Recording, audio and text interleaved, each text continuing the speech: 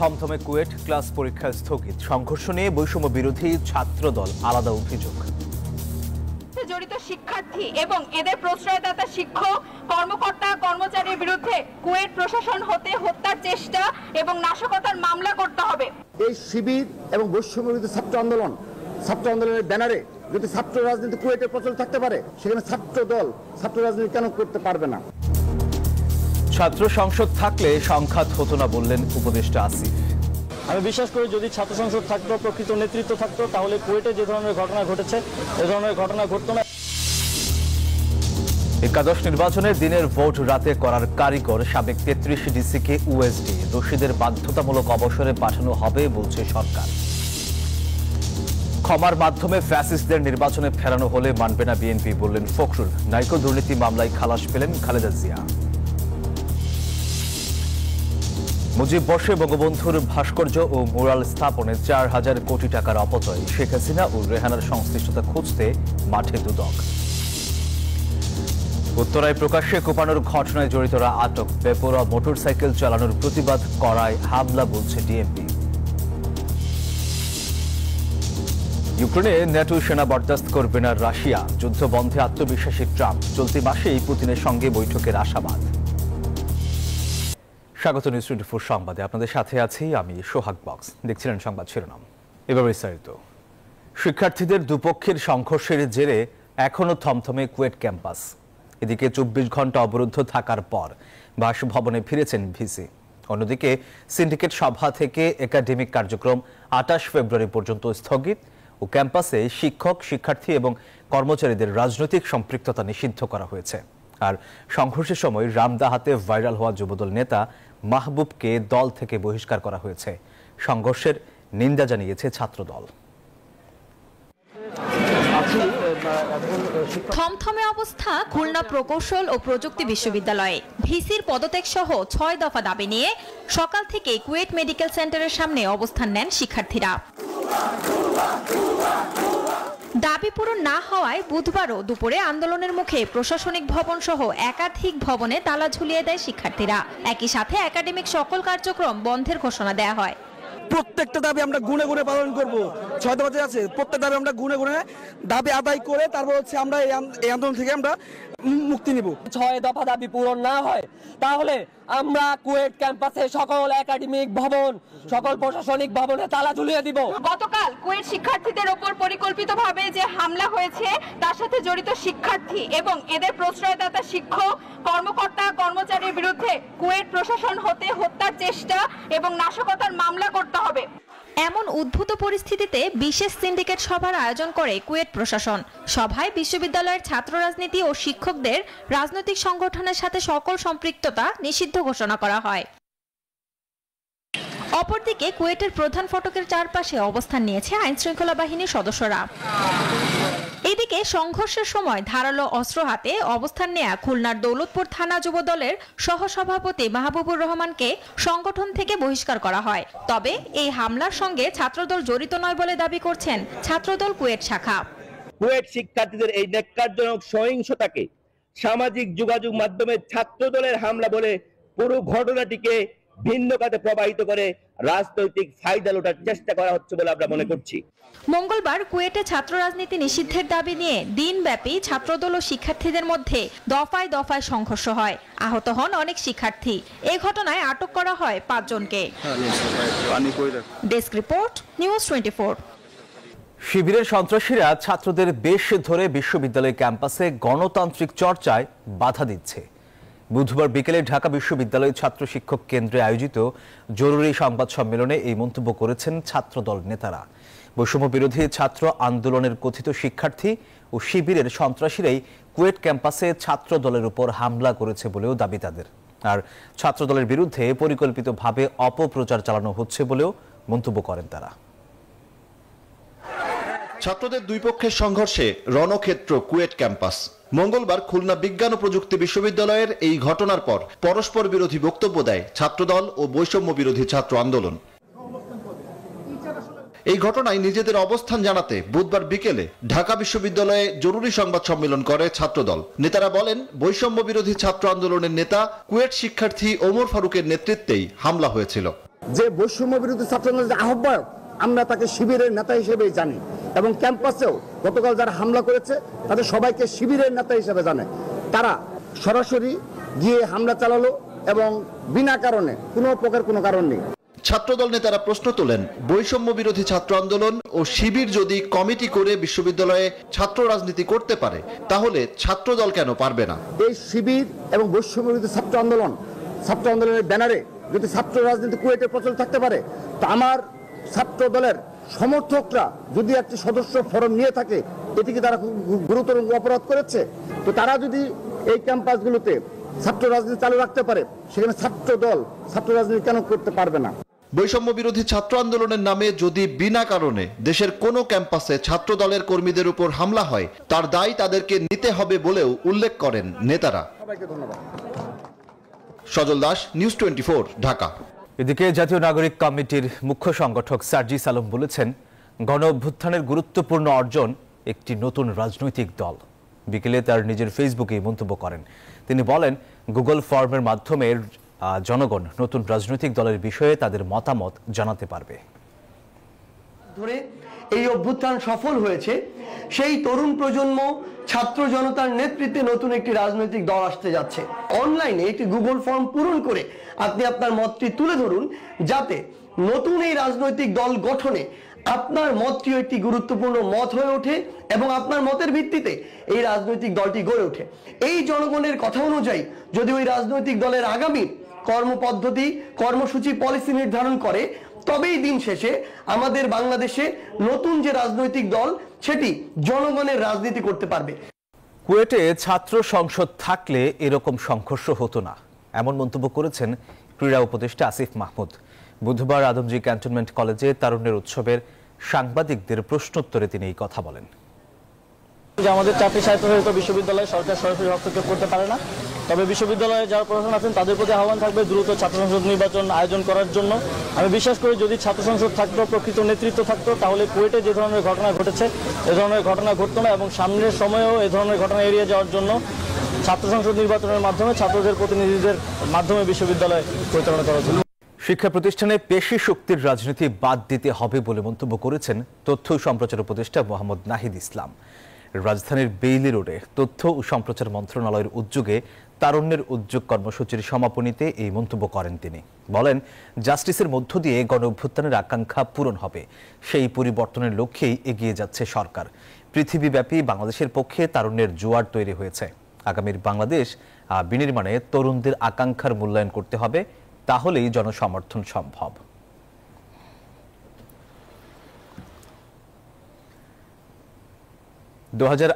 সালের নির্বাচনের সময় রিটার্নিং কর্মকর্তা হিসেবে দায়িত্ব পালন করা 33 ডিসিকে ওএসডি করা হয়েছে। বুধবার এই সংক্রান্ত পৃথক বিজ্ঞপ্তি জারি করে জনপ্রশাসন মন্ত্রণালয়।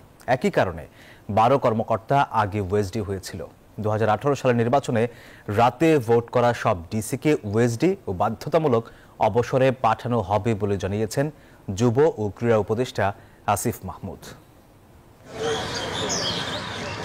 2014 সালের জাতীয় সংসদ নির্বাচন বিনা ভোটের নির্বাচন হিসেবে পরিচিত। সেবার নির্বাচনে অংশ নেয়নি বিএনপি সহ বেশিরভাগ দল। তবে 2018 সালের নির্বাচনে নিবন্ধিত সব দল অংশ নেয়, কিন্তু সেই নির্বাচনে দিনের ভোট রাতে হয়ে যায় বলে অভিযোগ ওঠে তখন থেকেই।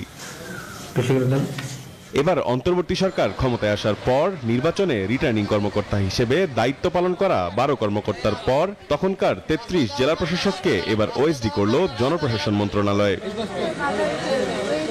বিভিন্ন মন্ত্রণালয়, বিভাগ ও দপ্তরে কর্মরত যুগ্ম সচিব ও সমপর্যায়ের পদে থাকা প্রশাসনের 33 জন কর্মকর্তাকে জনপ্রশাসন মন্ত্রণালয়ের বিশেষ ভারপ্রাপ্ত কর্মকর্তা করেছে অন্তর্বর্তী সরকার। অভিযোগ করা হয় তারা 2018 সালে অনুষ্ঠিত বিতর্কিত নির্বাচনে রিটার্নিং কর্মকর্তার দায়িত্ব পালন করেছিলেন। বুধবার জনপ্রশাসন মন্ত্রণালয়ের পৃথক 6টি প্রজ্ঞাপনে এই সিদ্ধান্তের কথা জানানো হয়। এর মধ্যে 5টি প্রজ্ঞাপনে প্রতিটিতে 6 জন করে এবং আরেকটিতে 3 জন কর্মকর্তাকে ওএসডি করার কথা জানানো হয়েছে।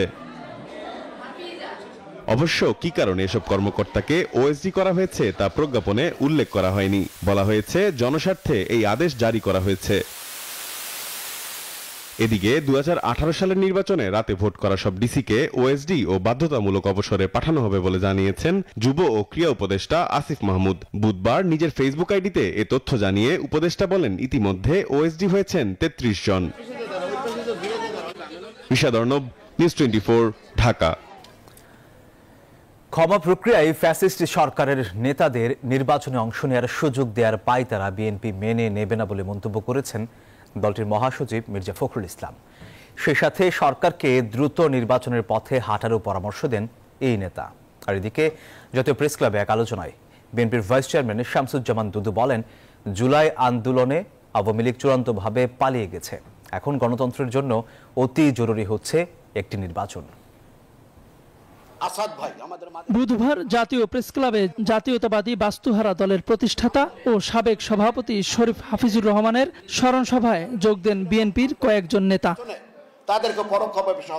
তারা বলেন, সরকারের উচিত নির্বাচন অনুষ্ঠানে মনোযোগ দেয়া। সংস্কারের অজুহাতে জনগণকে রাষ্ট্রের মালিকানা থেকে দূরে রাখা যাবে না বলে মন্তব্য করেন তারা। এক মাসের চূড়ান্ত আন্দোলন, এই আওয়ামী লীগ চূড়ান্ত ভাবে পরাজিত হয়ে পালিয়ে গেছে। এই পালিয়ে যাওয়ার মধ্যে দিয়ে গণতন্ত্রের সম্ভাবনা দেখা দিয়েছে। সেই গণতন্ত্রের উত্তরণের জন্য এখন খুব জরুরি হচ্ছে একটি নির্বাচন। সংস্কারের অজুহাতে জনগণকে রাষ্ট্রের মালিকানা চর্চা থেকে বিরত রাখা যাবে না, যাবে না, যাবে না।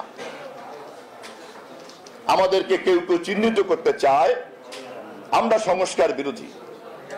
আমরাই তো সবার আগে সংস্কারের কথা বলেছি। সুন্দরভাবে আগামী দিনে কিভাবে বাংলাদেশ নতুন ভাবে গড়ে উঠবে, সেই আন্দোলনকে আমরা গড়ে তুলতে পারি, সেই প্রত্যয় নিয়ে আপনারা কাজ করে যাবেন। এদিকে রাজধানীর কৃষিবিদ ইনস্টিটিউটে ছাত্রদলের সদস্য ফরম বিতরণ কর্মসূচিতে অংশ নিয়ে বিএনপির মহাসচিব মির্জা ফখরুল ইসলাম আলমগীর বলেন, ফ্যাসিস্ট সরকারের নেতাদের নির্বাচনে অংশ নেয়ার সুযোগ দেওয়ার পায়তারা বিএনপি মেনে নেবে না। এ ধরনের সিদ্ধান্ত প্রতিহত করার ঘোষণাও দেন তিনি। উপদেষ্টা যিনি আছেন তিনি বলেছেন, ফ্যাসিস্টদের লোকেরা যদি কেউ মাপ চেয়ে নির্বাচনে অংশ নিতে চায় তাহলে তারা অংশ নিতে পারবে। এটা কি আপনারা মেনে নেবেন? ওরা এটা মানবে? এর থেকে এটাই প্রমাণিত হয়েছে যে তারা এখন তাদের নিজেদের স্বার্থে ওই ফ্যাসিস্টদেরকে তারা জায়গা দিতে চায়। তো আমরা তা হতে দেব না। বিএনপি মহাসচিব দ্রুত গঠনমূলক আলোচনার মাধ্যমে নির্বাচনের পথে হাঁটতে সরকারের প্রতি আহ্বান জানান। তাহিদুল ইসলাম, নিউজ 24, ঢাকা। এদিকে দেশের বিভিন্ন জেলায় সমাবেশ থেকে দ্রুত নির্বাচন দেওয়ার আহ্বান জানিয়েছেন বিএনপি নেতারা। তারা বলেন, বিএনপির 31 দফার মধ্যেই সব সংস্কার আছে। অন্তর্বর্তীকালীন সরকারকে কিছু করতে হবে না। নির্বাচনের রোডম্যাপ ঘোষণা সহ বিভিন্ন দাবিতে বুধবার 6 জেলায় সমাবেশ করে বিএনপি। প্রতিনিধিদের তথ্যচিত্র ডেস্ক রিপোর্ট। নির্বাচনী রোডম্যাপ ঘোষণা সহ বিভিন্ন দাবিতে জেলায় জেলায় সমাবেশ করছে বিএনপি। বুধবার সিলেটে সমাবেশে অংশ নেন বিএনপির স্থায়ী কমিটির সদস্য মুয়াজ্জেম হোসেন আলাল। জামালপুরে সমাবেশে বিএনপি চেয়ারপারসনের উপদেষ্টা বীর মুক্তিযোদ্ধা মোহাম্মদ জহুরুল হক শাহজাদা মিয়া বলেন, 31 দফার মধ্যে সব সংস্কার আছে। ডক্টর ইউনূসকে কিছুই করতে হবে না। সংস্কার করে গেছে শহীদ রাষ্ট্রপতি জিয়াউর রহমান। 19 দফার থেকে সংস্কার সৃষ্টি হয়েছে, এটা প্রক্রিয়া। তারপর তারেক রহমান, তারপর খালেদা জিয়া। নোয়াখালী সমাবেশে বিএনপির স্থায়ী কমিটির আরেক সদস্য আমির খসরু মাহমুদ চৌধুরী উপস্থিত ছিলেন। এ সময় দ্রুত নির্বাচন দিয়ে রাজনৈতিক দলের কাছে ক্ষমতা হস্তান্তর করার আহ্বান জানান তিনি। কুষ্টিয়ায় সমাবেশে উপস্থিত ছিলেন বিএনপি চেয়ারপারসনের উপদেষ্টা মণ্ডলীর সদস্য মিজানুর রহমান মিনু। এছাড়া পিরোজপুরের সমাবেশে বিএনপি চেয়ারপারসনের উপদেষ্টা মুজিবুর রহমান সরোয়ার উপস্থিত ছিলেন। তিনি বলেন, নির্বাচনও চলবে, সংস্কারও চলবে। কিশোরগঞ্জে বিএনপি সমাবেশে অংশগ্রহণ করেন দলীয় চেয়ারপারসনের উপদেষ্টা ফজলুর রহমান। হাসিনা গেছে, প্রধানমন্ত্রী নাই, সরকার নাই, কাজে আমরা হাসিনাকে তাড়াইছি। প্রথমে হবে প্রধানমন্ত্রী, হবে সরকার, হবে পার্লামেন্ট, হবে তারপরে স্থানীয় ইলেকশন হবে। নিত্যপণ্যের মূল্য সহনীয় পর্যায়ে রাখা, অবনতিশীল আইন শৃঙ্খলা পরিস্থিতির উন্নতি এবং রাষ্ট্রে পতিত ফ্যাসিবাদের নানা চক্রান্তের অপচেষ্টা মোকাবেলা সহ বিভিন্ন জনদাবিতে এই কর্মসূচি করছে দলটি। Desk report, news 24। অবশেষে রায় এলো নাইকো দুর্নীতি মামলার। খালাস পেলেন বিএনপি চেয়ারপারসন বেগম খালেদা জিয়া সহ ৮ আসামির সবাই। বুধবার রায় ঘোষণা করেছেন ঢাকার বিশেষ জজ আদালত। পর্যবেক্ষণে আদালত বলেছেন, রাজনৈতিক হয়রানি করতেই এই মামলা দায়ের করা হয়। উদ্দেশ্য ছিল খালেদা জিয়াকে নিঃশেষ করে দেয়া। কানাডীয় প্রতিষ্ঠান নাইকোর সঙ্গে অস্বচ্ছ চুক্তির মাধ্যমে রাষ্ট্রের আর্থিক ক্ষতি ও দুর্নীতির অভিযোগে 2007 সালের 9 ডিসেম্বর মামলা করে দুর্নীতি দমন কমিশন। সেই মামলায় আসামি করা হয় বিএনপি চেয়ারপারসন বেগম খালেদা জিয়া সহ 11 জনকে। তাদের মধ্যে 3 আসামি মারা গেছেন। 2008 সালের 5 মে দেয়া হয় অভিযোগপত্র। সেখানে রাষ্ট্রের প্রায় 13,777 কোটি টাকার আর্থিক ক্ষতির অভিযোগ আনা হয়। নাইকো দুর্নীতি মামলার 32 জন সাক্ষীর কেউই খালেদা জিয়ার বিরুদ্ধে সাক্ষ্য দেননি। অবশেষে এলো রায়। বুধবার দীর্ঘ 17 বছরের পুরনো নাইকো দুর্নীতি মামলায় খালাস পেলেন সব আসামি। এই রায়ের মাধ্যমে দুদকের দায়ের করা দুর্নীতির সব মামলাতেই খালাস পেলেন বেগম খালেদা জিয়া। রায়ের মধ্য দিয়ে বেগম খালেদা জিয়াকে খালাস দিয়েছেন, পাশাপাশি অন্য সকল আসামিকেও খালাস দিয়েছেন। তার মধ্য দিয়ে আমরা এই মামলার মধ্যে দীর্ঘ আইনি সংগ্রামের পরে আমরা আইনগতভাবে আমরা সফল হয়েছি, আমরা ন্যায় বিচার পেয়েছি। আদালত রায়ের পর্যবেক্ষণে বলেছেন, কানাডার কোম্পানি নাইকোর সঙ্গে অস্বচ্ছ চুক্তির পুরো প্রক্রিয়া সম্পন্ন করেছিল তৎকালীন আওয়ামী লীগ সরকার। সেই মামলা থেকে ক্ষমতা খাটিয়ে অব্যাহতি নিয়েছিলেন শেখ হাসিনা। অথচ দীর্ঘদিন শুধুমাত্র রাজনৈতিক হয়রানি করতেই খালেদা জিয়ার বিরুদ্ধে মামলা চলেছে। দুর্নীতি যেটা হয়েছে সেটা শেখ হাসিনার আমলে হয়েছে, অথচ শেখ হাসিনা তার মামলাটি ওয়াশ করে তিনি অব্যাহতি নিয়ে গেছেন। যেখানে শেখ হাসিনার বিরুদ্ধে মূল যে অভিযোগ সেটা থেকে যদি তিনি অব্যাহতি পেয়ে যান, তাহলে পরবর্তীতে আর কোনো অভিযোগ অন্য কারোর বিরুদ্ধে চলমান হওয়ার কোনো সুযোগ নাই। খালেদা জিয়ার বিরুদ্ধে কোনো অভিযোগ নাই। তিনি প্রধানমন্ত্রী হিসাবে পলাতক শেখ হাসিনার যে কাজটা ছিল নাইকো প্রজেক্ট, সেইটাকে শুধু অব্যাহত করেছিলেন। কিন্তু তারপরেও চোরে না শুনে ধর্মের কাহিনী। দুর্নীতি দমন কমিশন তৎকালীন সময়ে ছিল বিএনপি দমন কমিশন। নাইকোর মাধ্যমে রাষ্ট্রের বিপুল আর্থিক ক্ষতি সাধন ও দুর্নীতির অভিযোগে শেখ হাসিনার বিচার এবং হয়রানির শিকার খালেদা জিয়াকে ক্ষতিপূরণ দেওয়ার জোর দাবি জানিয়েছেন আইনজীবীরা। মিথ্যা মামলা একটা স্বৈরাচার সরকার জন্ম দিয়েছিল। আজকে আদালতের রায়ের মধ্যে সেই মামলা মিথ্যা হিসাবে তার জবনিকাপাত হলো। মাহমুদুল হাসান, নিউজ 24, ঢাকা। বৈধভাবে ইতালিতে অভিবাসীর সংখ্যা বাড়াতে চায় বাংলাদেশ। ইতালির পররাষ্ট্র ও আন্তর্জাতিক সহযোগিতা বিষয়ক উপমন্ত্রী মারিয়া ত্রিপদী অন্তর্বর্তী সরকারের প্রধান উপদেষ্টা ডক্টর মোহাম্মদ ইউনূসের সঙ্গে দেখা করতে গেলে এই কথা বলেন তিনি। প্রধান উপদেষ্টা বলেন, ইতালিতে মানব পাচার রোধে কঠোর হচ্ছে বাংলাদেশ। একই সঙ্গে দেশটিতে দক্ষ এবং প্রশিক্ষিত জনবল পাঠানোর উদ্যোগও নেওয়া হচ্ছে। সাক্ষাৎকালে ইতালিয়ান উপমন্ত্রী বলেন, অন্তর্বর্তী সরকারের সকল সংস্কার কার্যক্রমে পূর্ণ সমর্থন দেবে তার দেশ। তিনি আরও বলেন, ইতালির বহু প্রতিষ্ঠান বাংলাদেশে বিনিয়োগে আগ্রহী, বিশেষ করে বস্ত্র, জ্বালানি ও প্রতিরক্ষা খাত উভয় দেশের সহযোগিতার জন্য সম্ভাবনাময় ক্ষেত্র হতে পারে। 4,000 কোটি টাকা ব্যয়ে বাংলাদেশে বঙ্গবন্ধুর ভাস্কর্য ও মুরাল স্থাপনে রাষ্ট্রের অর্থ অপচয়ের পেছনে পতিত সরকারের সাবেক প্রধানমন্ত্রী শেখ হাসিনা এবং শেখ রেহানা জড়িত কিনা তা অনুসন্ধান করবে দুর্নীতি দমন কমিশন। মঙ্গলবার এক প্রশ্নের জবাবে এই বিষয়ে দুদকের অনুসন্ধান চলমান বলে জানায় দুদক মহাপরিচালক আক্তার হোসেন। এদিকে প্রায় 12 কোটি টাকার অবৈধ সম্পদ অর্জনের অভিযোগে সাবেক গৃহায়ন ও গণপূর্তমন্ত্রী সমর রেজাউল করিম ও তার স্ত্রীর বিরুদ্ধে মামলা করেছে দুদক। মুজিব বর্ষ পালন উপলক্ষে প্রায় 4,000 কোটি টাকা ব্যয়ে সারা দেশে 10,000 বঙ্গবন্ধুর ভাস্কর্য ও মুরাল স্থাপন করে পতিত আওয়ামী লীগ সরকার। গত 8 আগস্ট অন্তর্বর্তী সরকার গঠনের পর রাষ্ট্রের এই বিপুল অর্থ অপচয়ের পেছনে কারা জড়িত সে বিষয়ে অনুসন্ধানে নামে দুর্নীতি দমন কমিশন। সেই ধারাবাহিকতায় এবার রাষ্ট্রীয় কোষাগারের এই অর্থ অপচয়ের পেছনে সাবেক প্রধানমন্ত্রী শেখ হাসিনা ও তার বোন শেখ রেহানা জড়িত কিনা সে বিষয়ে অনুসন্ধান করবে দুদক। এই সংক্রান্ত অভিযোগ অনুসন্ধানাধীন রয়েছে। অনুসন্ধান দল প্রতিবেদন দাখিল করলে আমরা আপনাদেরকে পরবর্তী সময়ে এ বিষয়ে বিস্তারিত জানাবো। এদিকে ক্ষমতার অপব্যবহার করে প্রায় 12 কোটি টাকার অবৈধ সম্পদ অর্জন ও 12 ব্যাংক হিসাবে 6 কোটি টাকার বেশি সন্দেহজনক লেনদেনের অভিযোগে সাবেক গৃহায়ন ও গণপূর্ত মন্ত্রী সমর রেজাউল করিম ও তার স্ত্রীর বিরুদ্ধে মামলা করেছে দুদক। মন্ত্রী হিসেবে দায়িত্ব পালনকালে জ্ঞাত আয়ের উৎসের সাথে অসঙ্গতিপূর্ণ 8,86,00,000 টাকারও বেশি মূল্যের সম্পদ অর্জন ও দখলে রাখা, 6,84,00,000 টাকারও বেশি সন্দেহজনক লেনদেন করার অপরাধ প্রাথমিক অনুসন্ধানকালে প্রমাণিত হয়েছে। এই কারণে তার বিরুদ্ধে 300 ধারায় একটি মামলা রুজুর সিদ্ধান্ত গৃহীত হয়েছে। অন্যদিকে মঙ্গলবার রাতে মিরপুরের এক আত্মীয়র বাসায় অভিযান চালিয়ে সাবেক আইজিপি একেএম শহীদুল হকের অবৈধভাবে অর্জিত মূল্যবান দলিল, এফডিআর, ব্যাংক হিসাব ও গোপন চুক্তি সহ 48টি আলামত জব্দ করে সংস্থাটি। দলিলাদি পাওয়া গেছে, সেগুলি আমাদের অনুসন্ধান কাজে সহায়ক হবে। বদরুল আলম শাওন, নিউজ 24, ঢাকা। বছরে 2 কোটি টাকার অধিক মুনাফা করে এমন কোম্পানিগুলো শ্রম আইন অনুযায়ী লভ্যাংশের 0.5% সরকারকে না দিলে তারা সরকারি দরপত্রে অংশ নিতে পারবে না বলে জানিয়েছেন শ্রম ও কর্মসংস্থান এবং নৌপরিবহন উপদেষ্টা অবসরপ্রাপ্ত ব্রিগেডিয়ার জেনারেল শাকাওয়াত হোসেন। সচিবালয়ে বাংলাদেশের সাবমেরিন কেবলস কর্তৃক বাংলাদেশ শ্রমিক কল্যাণ ফাউন্ডেশন তহবিলে চেক হস্তান্তর অনুষ্ঠান শেষে তিনি সাংবাদিকদের এসব কথা বলেন। সরকারকে লভ্যাংশ দেয় না এমন কোম্পানির ব্যাপারে তদারকি বাড়ানোর পরামর্শ দিয়ে ডাক, টেলিযোগাযোগ ও তথ্য প্রযুক্তি এবং তথ্য ও সম্প্রচার উপদেষ্টা নাহিদ ইসলাম বলেন, এই টাকা শ্রমিকদের ন্যায্য অধিকার, এসব টাকা শ্রমিকদের কল্যাণে ব্যয় করা হবে।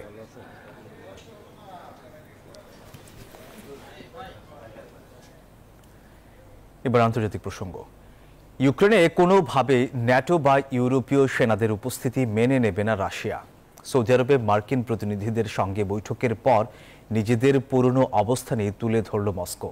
এদিকে যুদ্ধ বন্ধে আত্মবিশ্বাসী ওয়াশিংটন। প্রেসিডেন্ট ট্রাম্প বলছেন, এই মাসেই রুশ প্রেসিডেন্টের সঙ্গে বৈঠকের আশা করছেন তিনি। 3 বছর ধরে চলা ইউক্রেন যুদ্ধ বন্ধ করতে প্রথমবারের মতো সরাসরি বৈঠক হলো রাশিয়া যুক্তরাষ্ট্রের। চলমান সংকট নিরসনে সুষ্ঠু ও টেকসই সমাধান পাওয়ার বিষয়ে একমত হয়েছে দুদেশ। নিজেদের মধ্যে পূর্ণ সহযোগিতা পুনরায় চালু এবং বিভিন্ন ক্ষেত্রে তা সম্প্রসারণ করতে উপযুক্ত পরিবেশ তৈরিতেও কাজ করার ব্যাপারে নেওয়া হলো সিদ্ধান্ত। তবে ইউক্রেন ইস্যুতে আবারও নিজেদের পুরনো অবস্থান ফুটিয়ে তুলেছে মস্কো। রুশ পররাষ্ট্রমন্ত্রী সের্গেই ল্যাভরভ সাফ জানিয়ে দিলেন, ইউক্রেনের ন্যাটোর কোনো রকম সম্প্রসারণ এবং তাতে ইউক্রেনের সদস্যপদ পাওয়াকে সরাসরি হুমকি হিসেবেই দেখবে রাশিয়া। ন্যাটো জোট থেকেই হোক বা ইউরোপীয় ইউনিয়নের পতাকা তলেই হোক, কোনো দেশ থেকেই ইউক্রেনের মাটিতে শান্তিরক্ষী সেনা মেনে নেবে না রাশিয়া। সৌদির রিয়াদে অনুষ্ঠিত বৈঠকে আমন্ত্রণ না পেয়ে হতবাক ইউক্রেন। এরই মধ্যে বৈঠকটির তীব্র সমালোচনাও করেছেন ইউক্রেনের প্রেসিডেন্ট জেলেনস্কি, দেননি কোনো গ্রহণযোগ্যতাও। তবে এমন প্রতিক্রিয়ায় আরও হতাশ মার্কিন প্রেসিডেন্ট ডোনাল্ড ট্রাম্প। মঙ্গলবার ফ্লোরিডায় এক সংবাদ সম্মেলনে তিনি জানালেন, এর আগেও যথেষ্ট সুযোগ পেয়ে কাজে লাগায়নি কিয়েভ। জানালেন, চলতি মাসের শেষেই রুশ প্রেসিডেন্ট ভ্লাদিমির পুতিনের সাথে সাক্ষাৎ হতে পারে তার। আমি খুবই হতাশ। আমি শুনেছি আর আপনারাও জানেন, ইউক্রেন বৈঠকের আসন না পেয়ে অসন্তুষ্ট। তবে 3 বছর ধরে বা তারও আগে থেকেই তাদের আসন ছিল। খুব সহজেই ব্যাপারটি নিষ্পত্তি করতে পারত তারা। এদিকে চীন জানিয়েছে, ইউক্রেনের শান্তি প্রতিষ্ঠার সব প্রচেষ্টাকে সমর্থন করবে শি জিনপিং প্রশাসন। Desk report, news 24। আর এই ছিল সংবাদে। ধন্যবাদ সবাইকে।